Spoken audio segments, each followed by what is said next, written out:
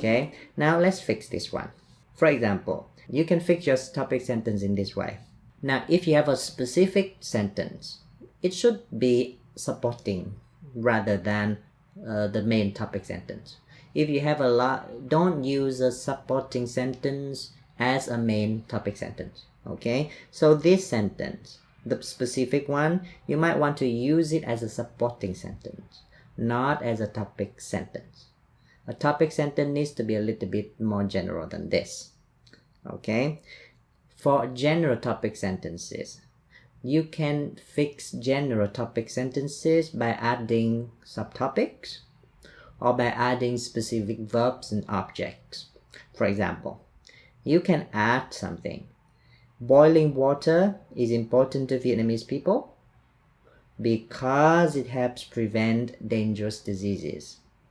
Now you know what you are going to write after you write this sentence. You are going to explain how or why boiling water can help prevent dangerous diseases. Then you have something to write. And you can also guess that you are going to write this paragraph in a process order. It means that you are going to explain to people why boiling water helps prevent dangerous diseases. And that is why it is important to Vietnamese people. As you can see, how do I fix this sentence? I add something to it. I add a subtopic, basically. Or you can also change the verb is important here. Now remember what I say. Adjectives that are vague tend to be quite useless.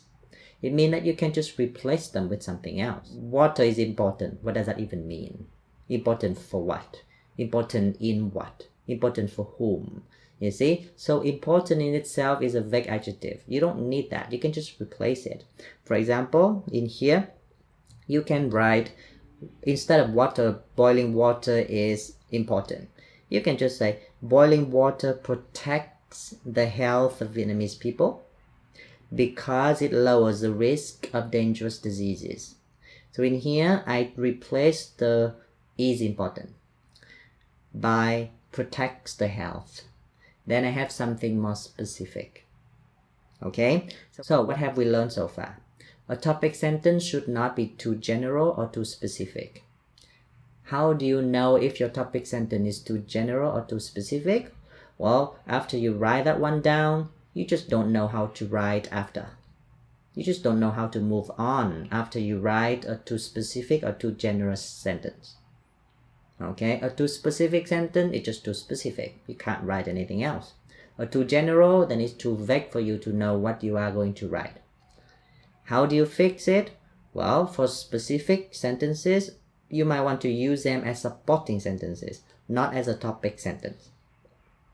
For general topic sentences that are too general, you might want to add some subtopics, or you might want to delete the vague adjectives and then replace them with some very specific verbs. Does that make sense? Okay, hopefully you can understand everything so far. Now, let's move on to something else. The fourth note to remember is that subtopics, all the subtopics that you have, need to be logically related. It means that you cannot just list subtopics randomly without any connection. For example, I have a topic sentence here. My mother is great because she fought in World War II, she cooked great meals, and she swam really well. So I have here 3 sub-ideas to prove that my mother is great. But then the sub-ideas are not exactly related. She's a great person because she fought in World War II, and then she cooked, and then she swam. They're not exactly related. Logically, they don't really belong to anything. So this is a bad topic sentence with some bad subtopics because they're not related at all. You cannot write about this one in one paragraph. Maybe you can write about this one in one longer essay, in which you have some time to develop everything. But in one paragraph, they are not closely connected enough for you to write it in one paragraph.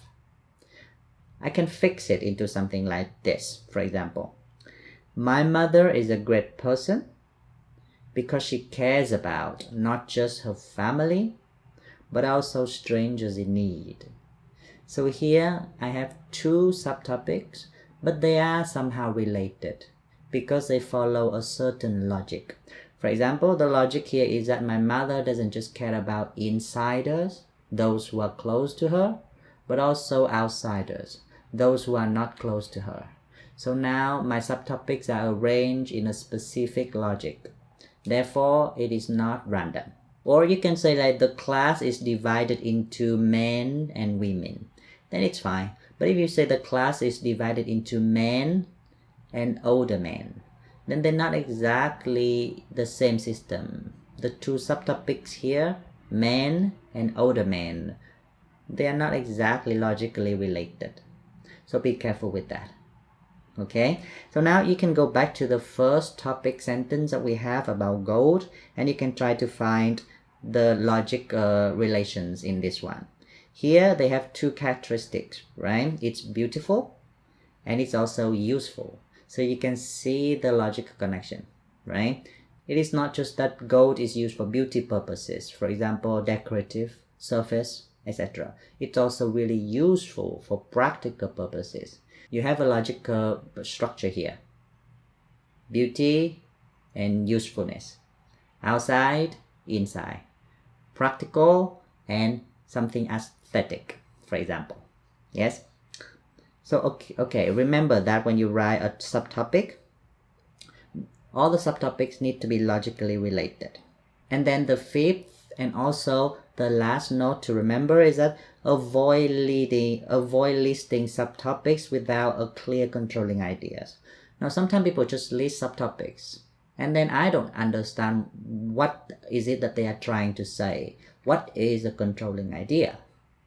For example, if you just say something like this or write something like this, there are 3 main benefits of learning math. Then you're just listing 3 benefits. You see, mainly here because the verb to be is a little bit general. It is not a specific verb. It is a copular verb. It means that it just connects things. It's not a strong verb. So you can easily change this verb to be into some active, specific verb so that you have some controlling idea. For example, you can say learning math benefits student in 3 aspects. Now here, the word benefits that I use is not a noun anymore, but it's a verb. It replaces the place of are or to be. So in this one, I have a very direct, specific verb. It's better. Learning math benefits student in 3 aspects. It's clear, it's to the point, and you don't sound like you're listing subtopics anymore. Your controlling idea is very, very specific. Learning math is about beneficial. It's about the benefits. So you're not going to talk about the disadvantages of learning math. You don't talk about how to learn math. You just talk about how learning math benefits you. It's easier. And here you list the 3 main aspects: better job prospects, higher critical thinking, and richer imagination, for example. Okay, so that's it for now. We have already tried to cover the first part of a paragraph, which is a topic sentence. Hopefully you can learn something about how to write good topic sentence after these video clips. Next time, for the next part, we are going to move on to supporting sentences. Thank you.